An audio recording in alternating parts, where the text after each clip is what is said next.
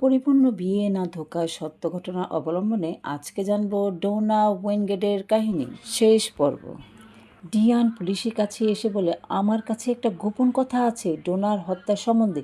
Police মনে মনে বলে, 5 বছর পর ডোনার হত্যার সম্পর্কে বলতে এসেছে। পুলিশ বলে, ঠিক আছে, বলা শুরু করুন। ডিয়ান বলে, ডোনা আমার বান্ধবী হয়। আমার যখন হাজব্যান্ডের সাথে ঝগড়া চলছিল তখন ডোনা মার্কে বলে আমাদের সম্পর্কটা ঠিক করে দিতে।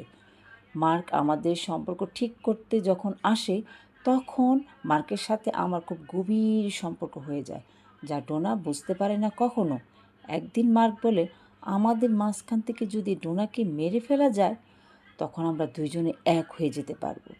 যেভাবে মার্ক প্ল্যান করেছিল ঠিক সেভাবেই ডোনাকে হত্যা করে। ডোনাকে হত্যার পর যখন ডিয়ান ডোনার বাসায় আসে তখন মার্ক চুপি চুপি ডিয়ানকে বলেছিল, আমার কথা বিশ্বাস করেছে ডোনাকে রজটি হত্যা করেছে। মার্ক যখন দেখে বেলিকে লালন পালন করার জন্য সুন্দরী অল্প বয়সী মেয়ে রেবেকা আসে, মার্ক রেবেকাকে দেখে পছন্দ করে ফেলে। নিজেকে খুব ভালো মানুষ প্রমাণ করে রেবেকার সাথে গভীর সম্পর্ক করে তার বাচ্চার মা বানিয়ে ফেলে।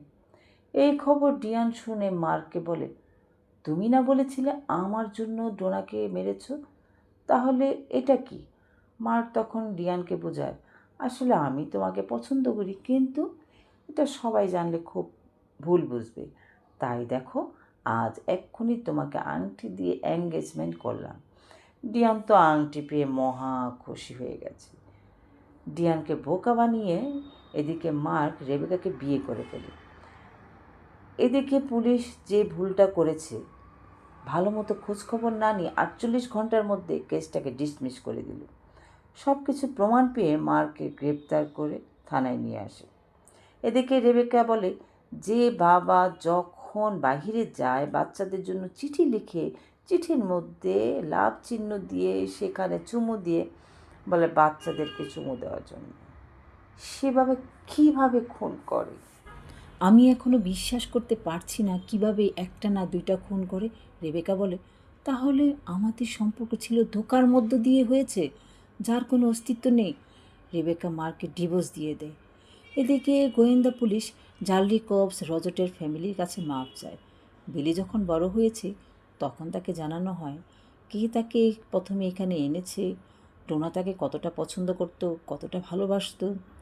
বিলি বড় হওয়ার পরও তার নানির সাথে যোগাযোগ করে রাখে। এদিকে আদালত মার্কে শাস্তি হিসেবে যাবজ্জীবন কারাদণ্ড দিয়েছে। সেখান থেকে সে কখনো আর